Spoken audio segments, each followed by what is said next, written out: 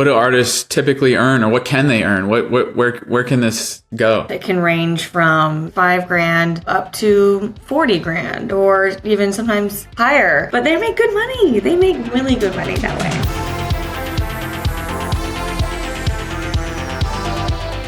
Welcome to Stay Independent, where we teach you what the music industry won't and many times can't. Our hope is that you walk away from this time with tangible and actionable ways to grow your independent artist career. Today, we're talking about one of the fastest growing artist revenue streams in music with a seasoned sync licensing professional who just won a placement in the Accountant 2 trailer with Ben Affleck on Prime Video. Please welcome to the podcast, Macy Gray. Yeah, so exciting. How you doing? The intro. Thank you. I'm very good. I'm excited to do this and talk about all the many things related to how artists can get some moolah. Yeah. It's probably, I'm assuming, confidential for the Accountant 2 specific trailer, but for something like that, what's that going to set someone like Ben Affleck back? What is the artist receiving? Yeah, I can't, tell you exactly, but, when it comes to that kind of stuff, it can range from, upfront fees of can be as low as $5,000, up to $40,000, or even sometimes higher. But again, you have to remember that that is also going to be an all-in price, and that might be split based on your contract. So it's just kind of a matter of what the deal is, and we can get into that a little bit later. Yeah. Kate Bush reportedly earned more than $2.3 million in royalties from her song Running Up That Hill being featured in season 4 of Stranger Things. That's obviously an extreme example. But what does an average, what do artists, what do they vote for? Typically earn, or what can they earn? Where can this go? Yeah, that's a good question. So for me, I am obviously predominantly trailers, promos, and games. And I'm at West One, which is one of the biggest independent production libraries in the world. So they're very good about staying independent and being very artist focused and composer focused. But with that, I'm getting somewhere, trust me. They have all these different medias of film and show, theme songs. And my department is trailers, promos, and games. Now, when artists are trying to find revenue, they, sometimes a lot of people are like, well, I'm really good at, scoring, or I'm really good at this. And that's great. But if you're a composer or an artist that can do multiple medias, you can create a trailer queue, you can also do an end show queue, an artist thing or whatever, you are going to have different royalties. So, for example, trailers are upfront. It's a lot of upfront money, meaning there's no royalties in the back end. So you're going to get paid right then and there. Well, when they pay you. And then then and there when they pay you. Yeah. I was like, usually the campaign ends. But essentially you're going to get paid that money, and that's kind of it for trailers. But then for, let's say you're on a Grey's Anatomy, right? The ideal show to be on when you're a musician. If it's broadcasted, now this is not streaming, you're going to get royalties in the back end, and it might be a really low number up front. And sometimes as low as $200, $300, which sounds awful, right? But depending on the show, you could have royalties every quarter for the rest of your life. So it is it's a weird game. And I like to say, if you can put yourself in different medias and different, genres, I know that's tough for artists. That for sync is really good. Maybe that explains some revenue there, but yeah, it sounds like there's a lot of upfront money in trailers. Mm-hmm. There's I'm blanking on the word. What is it for a TV show? That royalties. There's royalties for TV shows. Yeah. Mm-hmm. Is there? This may be inaccessible at the beginning, but are there other versions of this? What about getting in a movie? Just being part of the soundtrack. That's possible too, and there's definitely ways that we've had it in the past, and I think being in a movie is a little harder, right? Because think about, you have a supervisor. I mean, it's not impossible, but you have a supervisor who is going to cater to that sound. And a lot of times they go for either really big, major songs.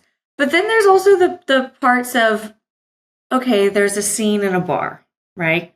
This is like the cool part. This is when I was an intern at Soup Troop, which I thought was one of the coolest things. They would look at a script and they'd say, they're in a bar right here. There has to be music, right? And they would note it. And then they would find kind of affordable, because I don't want to say cheap, because we're not cheap over here, but affordable music. And that's when they would go to the libraries. So I'm not saying it's impossible. And there's definitely times where like they'll break new artists into movies. But the more realistic moneymaker is, being with a production company and them needing to fill space. And then that song gets Shazammed, and then you move up and vice, it just continues and it goes and it goes. So there's kind of other ways. Yeah. So trailers rarely movie. You like it. I mean, that's what, when I go to a like, for instance, one thing I've been referencing recently is that Hunger Games prequel. They did like a pretty intense soundtrack for that. Yeah. There were a lot of big artists, right. And they like, these are songs too that the artists were probably already planning on releasing, or like, it's not necessarily like just for the movie. Like they're planning on actually incorporating that into their sets. And yeah. So there's that. There's the royalties. Are there any other realms I feel like there's so many hidden little pockets? Yeah. Pockets of sync. Am I missing anything? Well, there are really cool moments. Like a really good supervisor, I could shout her out. Megan Barber. She was the one that really put forward that the 28 Years Later trailer, and everyone loves. It's got like this really cool poem, and it's freaky and it's scary. Apparently they loved it so much that the movie director put it in the film. So like there's definitely like things like that happen. It's very rare. Like it's rare, but like things like that, I mean, that's where you're like, wow, like that's a supervisor, that's a killer supervisor, that's somebody who's, shaped the movie based on marketing. And that's, for me, the trailer part where that's so cool. Granted, we're the ones kind of helping craft what that sounds like, but they're the ones making really the decisions at the end of the day. But in terms of like, putting on film, I'm really trailer specific, but I know that on, the film side, they work with a lot of composers and, Alan Silvestri, and they do that. And in between, they kind of find the songs. It's all dependent on budget. If they have a big budget, guess what? They're going to go to the labels, and the labels are going to work with them because they want their artists to shine. But, when they don't have the biggest budget, and I'm not to scare artists and say like, okay, they're going to come and be really cheap and they need something super cheap. Not always, but they might say like, we don't have $500,000 to pay Chapel Rowan, but we've got $30,000. That's when like a library would step in and be like, I have this up and coming artist. They don't have a lot of streams, but they've got like millions on here, which now millions are like, where's your billion now? Yeah, right. But yeah, I mean, there's moments.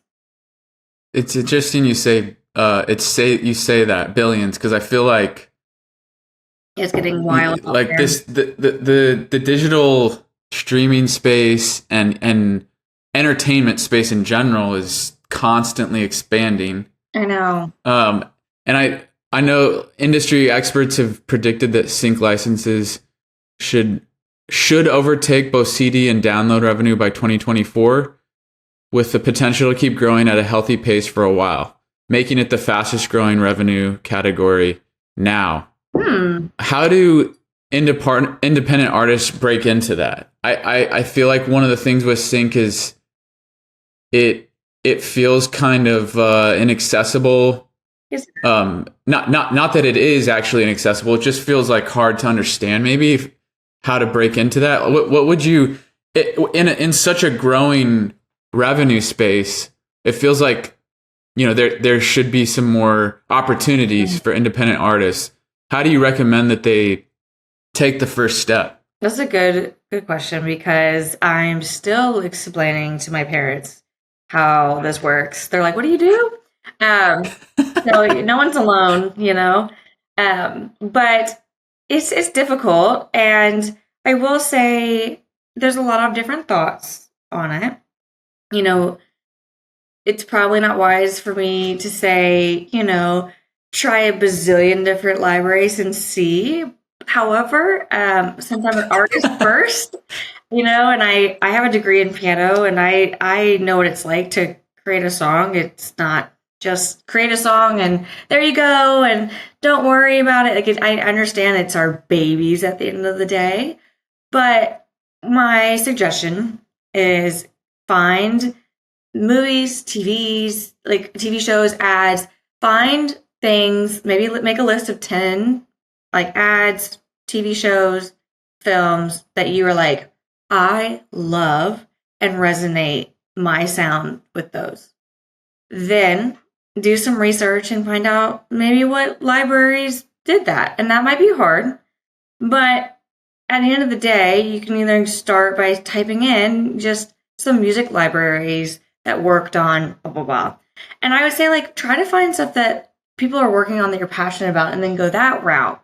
Now, there's a bunch of us. There's almost too many music libraries or boutique publishing companies. But my advice when you're first getting in is try a few. Don't put a song in 100 different libraries, but, maybe work with one library for a couple months, then work with another library or boutique agency. And at the end of the year, assess A, who was most responsive to you, B, what, of course, money we need to survive, and have those chats and find out who is really working for you. Because, at West One, we make sure that our artists feel loved and get money. And, my CEO is really good about being, especially on the custom round of, revisions and revisions with, I don't know if you know, like a lot of times, like for trailers, customs, they don't get any money until it wins. And so West One is definitely trying to change the game of, okay, well, let's front some money because these people are like really working hard. So, I hope that answered that. That might have been long. Yeah, no, totally. But there's definitely different realms and avenues of where you want to be. Yeah. So what are these, what does it look like to, the benefit of me kind of doing these interviews, I think is I'm walking, I'm pretty familiar with the content space in music. That's what I do day to day. And you're doing good. Don't worry. I appreciate it. Thank you. But I, I'm really interested in learning more about different areas of the music industry, and I have no clue. And I feel like sometimes that can represent like a young indie artist who's stepping into trying to make a living with their music. And so from that perspective, like, what are these deals? Like, pretend I'm like a new indie artist. What do these deals typically look like? It sounds like some of them are non-exclusive. Like what are there pitfalls to look out for? Are there things, so that they can follow that advice that you just gave to kind of try, and find a team that really like is responsive and works well. They work well together with. What should you be mindful of? Yeah. So if you have other writers on your songs, that's definitely something you need to discuss ahead of time. No offense, but our library is not going to want to sit there and listen to you 3 artists bicker about who has this much share. So definitely get that together. What does that look like? Is that... Yeah, like, when you're writing a song, everybody needs to understand, like, okay, was there a producer involved? Is the producer going to get a share? So-and-so and so-and-so were also writers on this. Are they on board with signing with a library? If they are, what is in your... Because we're not going to decide those shares for you. Now, there's also like us, we don't really take a lot of pre-existing tracks, whereas a lot of my other libraries I worked with did. So we like to kind of have a cohesive sound, and we also have a really great A&R team. We have them all over the world that will kind of help craft your stuff during, the process. And like if you want to bring those people, So as you're writing new stuff. yes, and that's still on the artist and the songwriter to you based on who you're dealing with usually. Unless we commission and bring in someone else. Very different. But getting off track here. No, you're fine. Because I'm just trying to make sure I'm going to understand. Wait, original question. So original question was, what are kind of deals? You mentioned like working with different libraries. It sounds like even within that, like for you guys, there's a different focus. Even like you're more focused on originals, well, or new stuff that's being written. Yeah. So as a new indie artist approaches trying to find the team that works well with them, or they work well, vice versa. What do you recommend they pay attention to? Are there any like deal or non-exclusivity clauses to be aware of, stuff like that? Yeah. So after my whole spiel about get your stuff together, no, I was like, I think there was a point to that. Deals, yeah. So we definitely need to make sure, like when you are looking at these contracts and stuff, everybody wants you to feel comfortable. There are many deals out there, and I'm not going to say that they're all great because some are not. I will say in terms of libraries, and now with me being on the trailer side, you're going to hear the word one stop a lot. And that is going to be scary, but that is like that the library controls 100%. Before everyone freaks out, that doesn't necessarily mean we own everything. You don't get anything. No, that just means when you hear one stop that we are able to, create stems or, create versions and be able to quote on your behalf while you're on vacation or, Barbados, wherever. And we're able to get this done for you, right? So that's what that really means. But there are things that I would be, cautious of, in perpetuity. A lot of places are going to have that. Don't worry. But it is about the revenue, everything is pretty standard, 50-50. That's usually when you're starting off, that's a pretty good deal. 50-50 is pretty standard. That means between you and the sync. Yeah. So let's say you get 10K, a 10K all-in placement for a trailer. That means if it was 50-50 and you're the only writer, you get half of that. You get 5K. And then the publishing company also gets 5K. And then a lot of people say, why are they taking half? Well, we've got to keep up with your royalties if there's any royalties. We're helping with the artwork. We're mastering. We're pitching all day long. So there is a lot to it. There's different facets. But yeah, be careful of, your percentage. Don't be super scared of the in perpetuity. I know that's scary, but why do you say that? Like what is that? What does in perpetuity mean? Exactly. Like, the deal is that the song will be with the library forever. Oh, okay. Okay, so all right, so isn't it? Once you sign a song or a batch of songs to a library, it's in that library in perpetuity. But does that mean it's non-exclusive, or it's exclusive to that library? Yes. So okay, this is also a good point. For example, West One has a lot of really good blanket deals, meaning Netflix, we have a lot of really good blanket deals.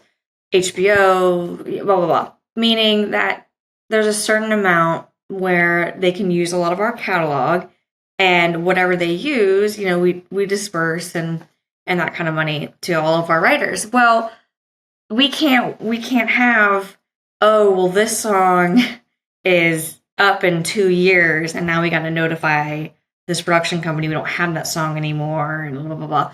It just won't work with the deal structure, but it's all in a way to make sure you get the money. So for those songs that you're like, this is the best song, this is amazing, like I don't want anybody to touch it. I want to work on it forever. I want to keep crafting it. This is my identity song. Maybe don't give that up.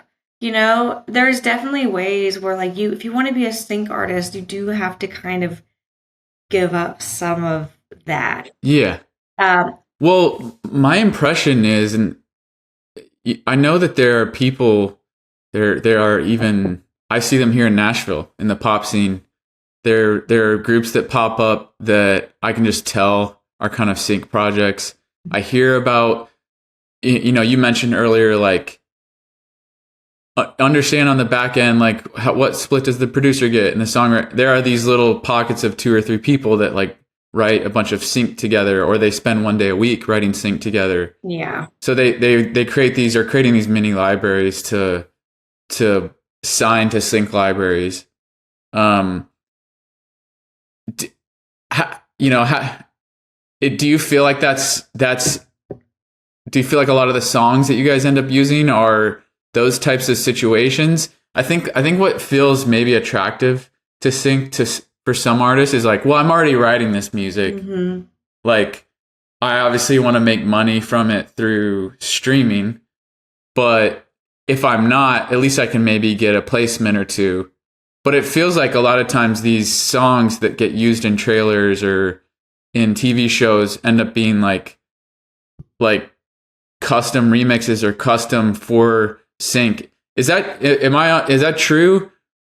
Or is there a kind of balance of just purely original music as opposed to like sync original music? Yeah, there's definitely a balance. I mean, you can talk about The Accountant too, was a pitch, right? It was, hey, we have this scene in a bingo alley and we need bingo song. And at the time, I don't think our team even knew what it was really for. We just thought, bingo, okay. And like, here's some. Did they say like, what does the brief sound like? It's just like you need a one-stop song, one stop, right? I don't know if they gave the budget. I don't think they did. And they just said like, obviously it's in a trailer, so they know that. But then they'll say like, hey, it's like a scene or sometimes they won't even say the scene. They'll be like, I just need like a bingo, think like the Price is Right song, think, and we have a lot of that. We have a lot of random stuff that gets used like that, which I love. And it's an artist song. And I think they ended up not using vocals, but hey, that didn't matter because did they say that it was like the Ben Affleck character? Or okay. A lot of times I don't know what I'm pitching to. That's crazy. Yeah. So they're just like, yeah, I need a song from your end. That's interesting. You just to know that like sometimes it works. What I would think of as a bingo is like a lot of old people, and then it ends up being this like like huge action movie. Yeah. No, I remember doing I think one of my old libraries, like an Avatar, it was like for the 2022 re-release. And they were like, they didn't tell us anything about it. But I remember it's like I had this really like cool new album that this guy did. It was like so I knew it was Avatar-esque. And I remember like sending it and then finally watching it and being like, well, a good thing I didn't know, because sometimes it works out to not really know every aspect of it because they're going to be cutting it up and doing different things. You just got to get the tone and the feel right. And ultimately, it's up to these to the music supervisor, right? That's the title for the people that are finding the music. Mm-hmm. It's up to them to kind of sift through what they've been pitched. Yes, and it's also up to them to like if they're not allowed to say the project, it's up to them to be creative and say, well, now this is what I need, and I need to say it in a way that you can't figure it out, because that would be challenging for Avatar. Yeah, I know. It's like they were like we need like water and atmospheric and I kind of knew. I was like, think I know, but I don't know. Yeah. All right. So, can you walk us through like just from you kind of have hit on this a couple of different times, but how do artists make your life easier? what are the sorts of things that make an indie artist easy to work with and sync? Ooh, well, not gonna love this, but like be available when you say you are is a good one. There's weird times where, I have this is a horrible probably example, but I did have this great composer who's been doing custom right now for me. And, he was like, hey, I said, hey, it's 8 o'clock at night. I'm so sorry, but they really love this. Can you do it? Can you do this? And he was like, absolutely, yes. Well, then I found out it was his birthday that day, and we were all mortified. We were like, oh my gosh, so there's a balance, right? So we sent him a big care package, and we had to be like, when I say be available, but also like, let me know when you're your life. Yeah. So if you're consistently working with the library, it's amazing to be available, but it's also okay to say like, I'm going to be out of town here. Don't hit me up here. These are my hours. So I really love when a composer is like, this is my availability, this is custom based, right? This is for my custom people. Tell me consistently like, hey, next week I'm not going to be here or whatever, because you're not working for me full time, right? So I can't just be like, hello, why not? So, we have to work together and make sure we understand each other's schedules. And then also like as an artist, sometimes, recognize that we do have your back. And even though we got maybe a low budget number, we tried our best. And we sometimes will put you forward and thinking, is this going to be a really good exposure moment for you? And we do have your best interest at heart. At least me and my company do. Because I will say that because, at least I would say try to ask all the right questions at the beginning. But like I said, once you're in a really good library, do try to sit back and let them do what they do best. Yeah. Yeah. Are there any tools, you talked about being a one-stop shop. Is there anything that you've seen that like makes that flow well? I've heard, I'm blanking on the name of the platform right now, but I know there are different platforms that like kind of make it easy to, put all your information in and that sort of thing. Is there anything that like more logistically makes it easier for you? No, that's kind of not a great answer. Sorry. I will say on the thought of this, do go ahead and register for a PRO. That can kind of help streamline some of those issues. So like, performance rights organization, it's free to sign up, ASCAP, NBMI, CSAC, you have to be asked. But like sometimes that'll help. And I don't know if maybe that would help in terms of, yes, writer shares, because then you could start registering those and have the percentage already out on a platform. So maybe that would help you. And it doesn't mean that once if you were to hand it over to someone else, doesn't mean that it's like, it's in stone and you can't change it. But that would kind of help probably the artist, songwriter, and everybody going forward. Yeah. I know this kind of, for instance, I just saw a friend in the pop scene here in Nashville posted that she got a Love Island placement. And so there are people that, are getting placements in our community, and there's people that have knowledge of this. But if you don't really know anybody, you don't really have any connections to libraries, like, how do you recommend reaching out? Or is there a place to go and look for different libraries? Yeah. I mean, obviously you can type in the good old Google and just type in music libraries. There are a bunch. In Nashville, we've got Big Yellow Dog, who I love. Like, they're the ones that did like the Meghan Trainor theme song. I can't remember the show. Oh. Twister? No. It was no, that's Megan Maroney. It looks like a Perfect Couple. Anyways, so like, you remember Perfect Couple? They did a Meghan Trainor theme song. It's like Really? I criminal thought street. aren't they like a? I always thought they were like a country. You know, so Big Yellow Dog started because of Megan Trainor. Like that was like their big. They had like her old catalog.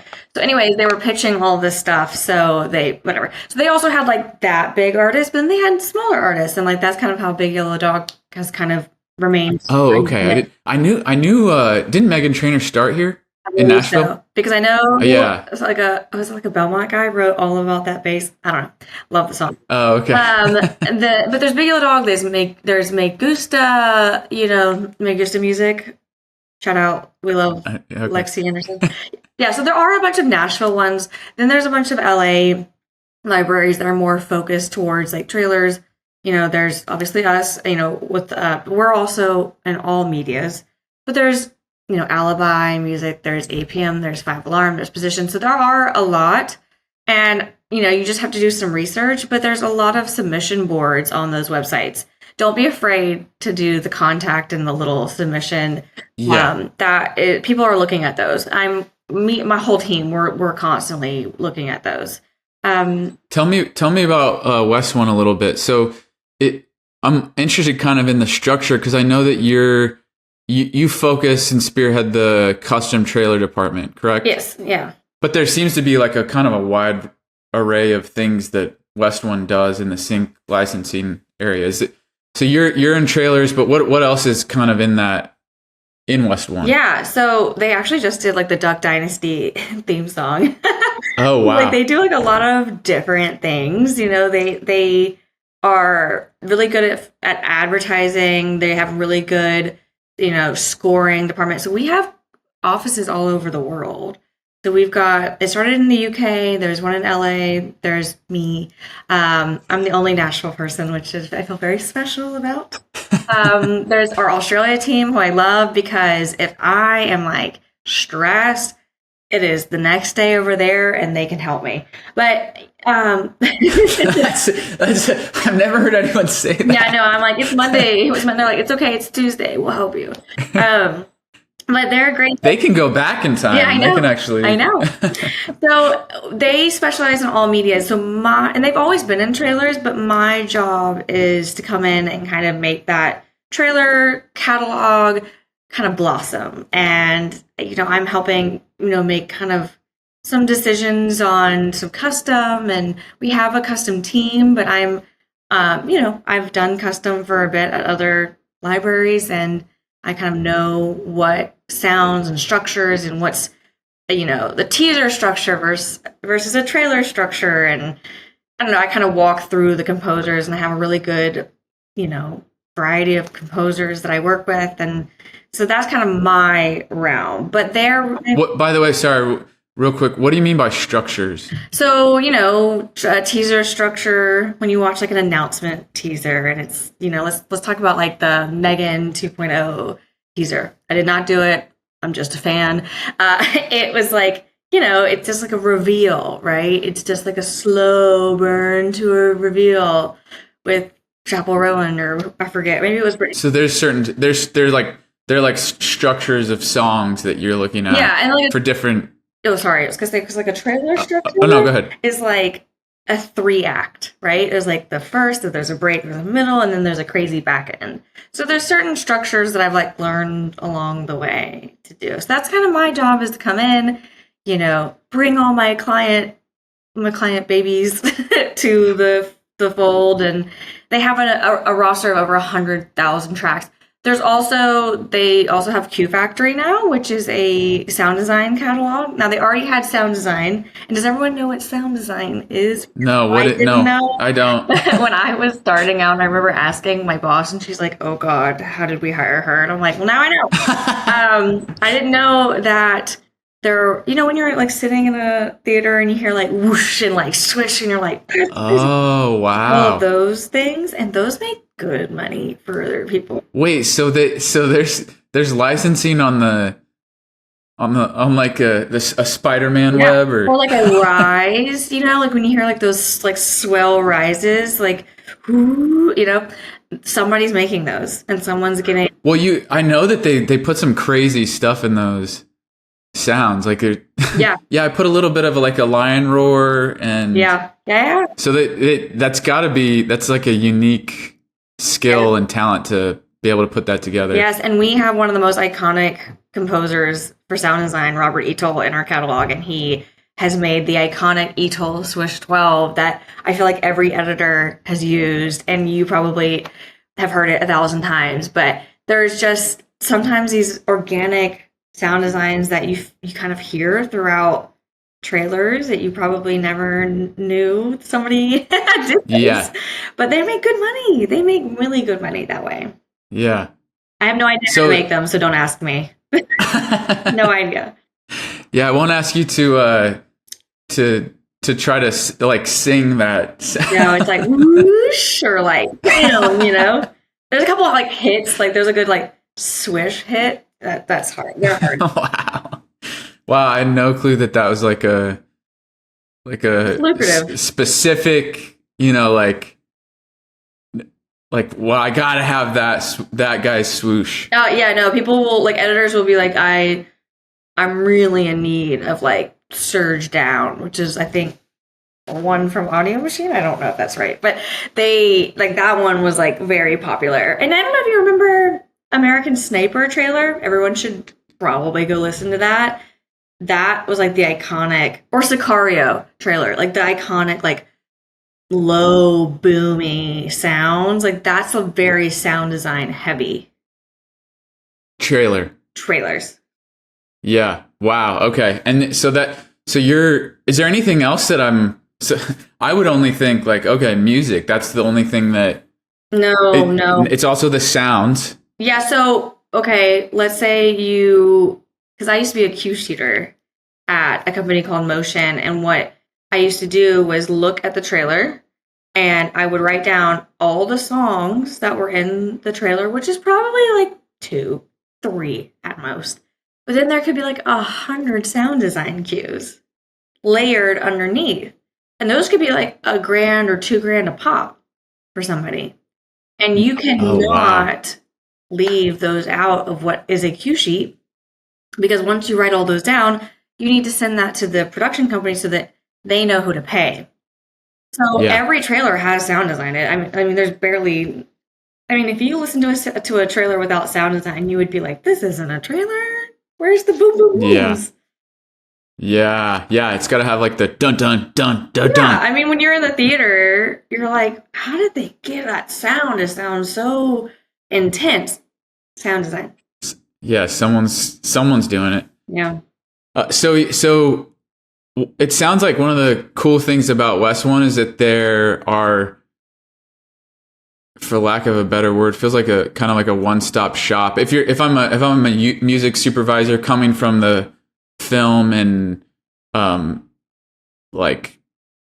theater, just from that realm, that side of the industry, I can get sound design stuff. I can get custom remixes. I can get you can find someone that can do a cover for me. Yeah. Of a popular song, so we don't have to pay royalties on the master. Right. Right. Good job. Yeah. Are there thank you. I am slowly learning. Are there libraries that focus on specific things?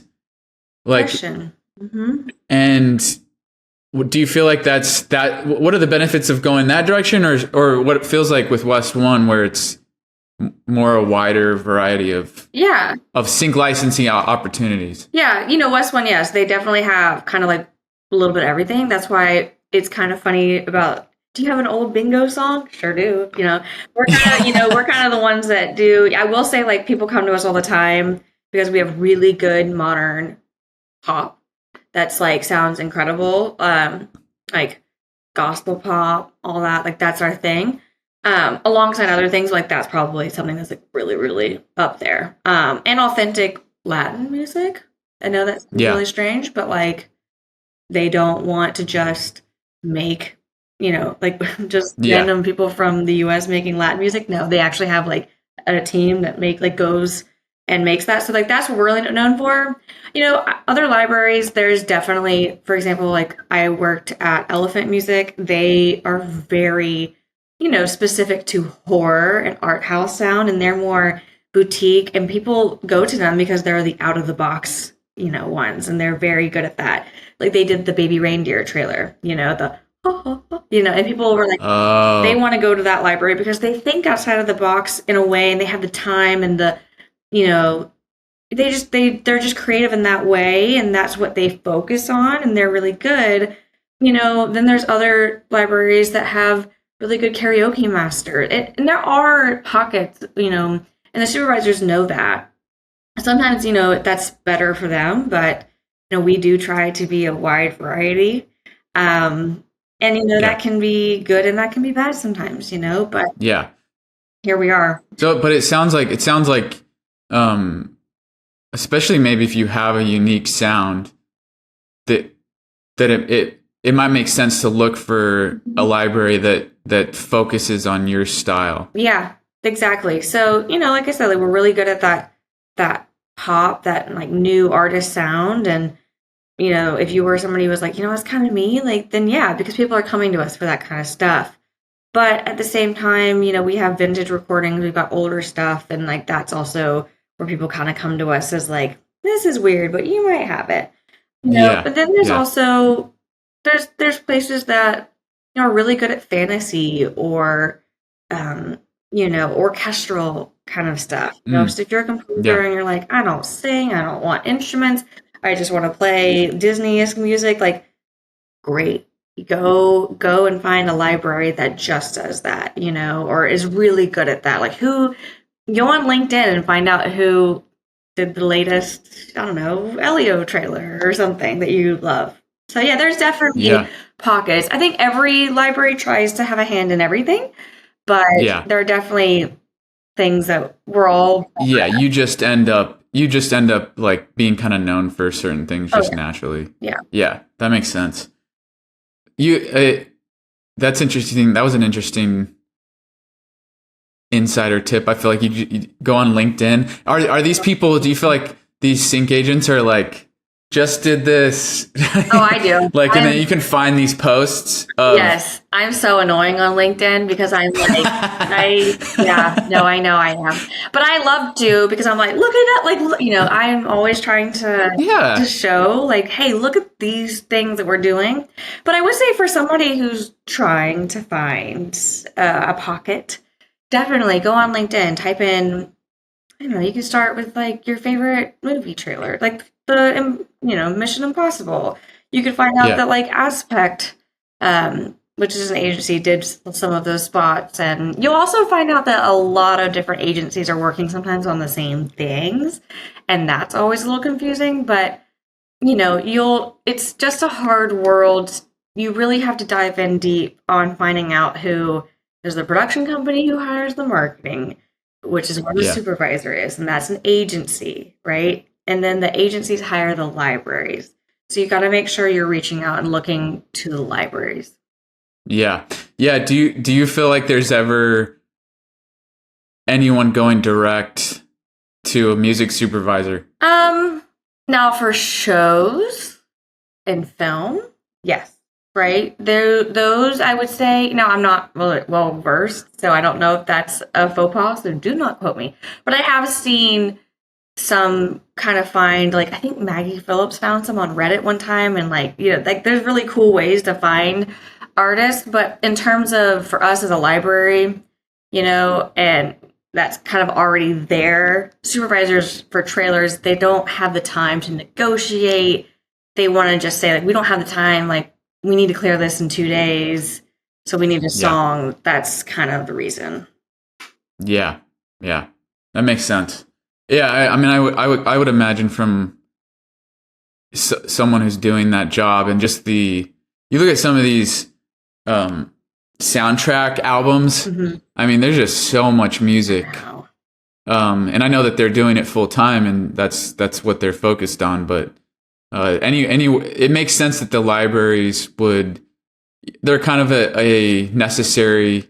I don't know if middleman's a nice way of saying, but it's, like just to organize everything and be a wealth of knowledge on the specific vibe or sound or even lyrics that they're looking for. We're also paying for all those platforms like Disco or Source Audio, Dropbox, that you're not, as an artist, having to front anymore. So we're paying for all of that to send and to hold places. And, we're constantly trying to find new ways to put you out there. We have a marketing team who will highlight your stuff if it hasn't been used in a while. Like, okay, well, let's send this out. It's been a minute. Or we are kind of your advocate. Yeah, right. Industry experts warn that AI music generation tools could pose a long-term threat by allowing clients to get music for little or no money, potentially rendering licensing of non-famous music obsolete. Do you see AI as a threat to the sync industry? We just had a town hall about this yesterday, and talking about, what are our AI policies, and definitely you can't put what we're working on in ChatGPT or anything like that. But in terms of AI making music, I mean, that we now have in our terms, like, we do not support that. We want to continue to support artists. And I think everybody should make sure that when you're picking a library or an agency that they agree to that. I will say, in terms of the AI STEM splitters, I don't know if everyone's been seeing that. I think we're realizing those are really good tools. However, we are making sure that when we look in the terms of service, or if we have to contact the company directly and say, are you using our songs? Are you holding them in there? Are you learning from our song? We need to make sure. Are you training your AI to replace us? Essentially, yes. Yeah. So we are in that weird stage. I feel like I'm going to look back at this in 20 years. It's going to be like that interview about the email. Like, we're all discussing the new at sign. No, but I definitely think, our company we're very we want to grow and have AI help our artists. We're not going to replace them. And that's something I think everybody needs to get on board with. I think we need to figure out a way that it's easy to enhance what's already there. So you can create a song and let's not take 2 days to stem out the song. How about we just have AI do it really fast? It's still your song. We still own it. I'm not doing this to Lady Gaga's song. That would be illegal. But for a song we own, sure, we're just going to make sure that it's not going to be stored somewhere. Someone's not learning from your song. That song isn't going to be now into another database that's not supposed to be used. So we are trying to be very careful. And I think we're still in that weird gray area of what that looks like. Yeah. I mean, it would make sense that I feel like you guys, this is a lot of what you guys do is it's I need a song that gives this energy and can make me feel this way, and 5 or 6 descriptors, and then AI spit that out. Well, that's annoying. However, I will say we just created an AI search function on our catalog, and we have over 100,000 tracks. If we can put a reference song that the supervisor gave us, you can put that now in the search bar, and it'll show up all of our songs that they think sound similar to the BPM and the key and the that kind of stuff. Love that, because now I have a tailored, okay, now let me really listen through to what AI might think. Now you always have to double check AI still, but let's see what AI really came up with and they think sounds like that tone. That seems harmless and a good tool and efficient, and I can keep moving on to finding other things for other supervisors. But in terms of replacing, we're going to get into some really bad territory, I think. Yeah. Video games already got upset about it, and as they should. So. Sorry, video games got upset about. I think video games had they definitely had some strikes that were happening a few years ago about AI, and I think because video games you can AI a lot now, and everyone's trying to figure out the entertainment industry right now and how we're going to navigate that. It's hard. Yeah, I mean, it definitely does feel like one of those things that we're sitting in the middle of right now, and everyone's trying to figure out. From my perspective, I think one thing that I feel excited about, and I mentioned this earlier about just how many more opportunities there are now with video streaming. Like there's so much content out there now, and I feel like AI is going to make filmmaking a lot easier. Mm-hmm. I feel like instead of, it's going to make filmmaking accessible to more people. I think instead of having some, like, if you can imagine like a sci-fi movie and, needing some, like, what would have taken maybe months of, eventually as AI progresses, what would have maybe taken months to, like, some massive sci-fi weird alien scene to render, and you can do that with AI. I just see there being more content, and maybe they're just using AI for the music too. I don't know, but it feels like the video world is going to grow a lot with that, and maybe there'll be more sync opportunities. Yeah, and I think that is the goal. I just hope that budgets, money, will not get slashed based or like cut in half based on the amount of things coming out. I think we still need to figure out ways, and that's kind of where streaming. I mean, we all saw how it kind of hurt the artists with Spotify. I don't know if you noticed, it's definitely hurting us on the library side with streaming. So much streaming. With the shows. I do think we need to get to a place where we can handle all of this, but also still pay our composers, our publishers, all of that, the way that we should be paid, all the work that goes into that. So that's kind of where I hope we don't, use AI to be a convenience. And that way it should be able to enhance, right? Rather than a convenient thing. Yeah. Do you feel like, is there a human element that you feel like, what do you think is the benefit of what's interesting, like we talked about this earlier, where a music supervisor is maybe considering five songs for a spot, and you didn't really know that it was what movie it was for. You didn't know that it was for Avatar, but it seemed to somehow fit into that. Do you feel like that could change with AI? I mean, I just feel like there's something, maybe a spark that they're looking for. Does that feel accurate? Yeah.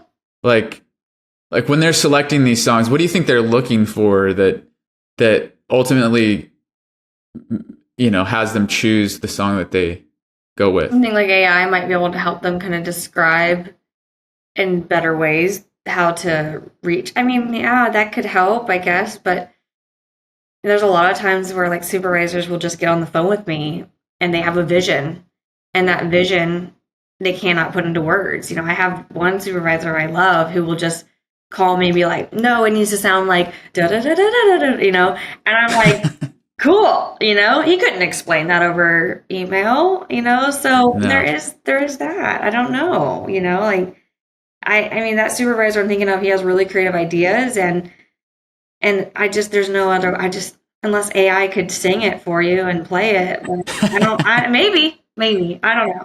Who knows where that's going to go? Yeah, we'll see. To be determined. Well, thank you so much for your time, for sharing all your knowledge. Is there anywhere that like you want people to go to find more information about your company and what you're doing? Yeah, absolutely. For artists, you can always reach out to it's called the Hi At. So it's literally hi at west1music.com. That is kind of our catch-all email. We all look at it. It doesn't sound like we do because it's one of those, but we do. Shout out Zeno and my company, who is always making sure we don't miss one of those emails. So yeah, if you're an artist or a composer and you want to submit music, that is definitely the place. Go ahead and look at our website and all the fun things that we've done at West One Music I believe it's West One. I should know that. West1music.com. I'm sure though. It's West One Music Group, right? Yes, it's West One Music Group. Yeah. Yes. I don't If go they on our Google website that. every day, okay, but I'm there.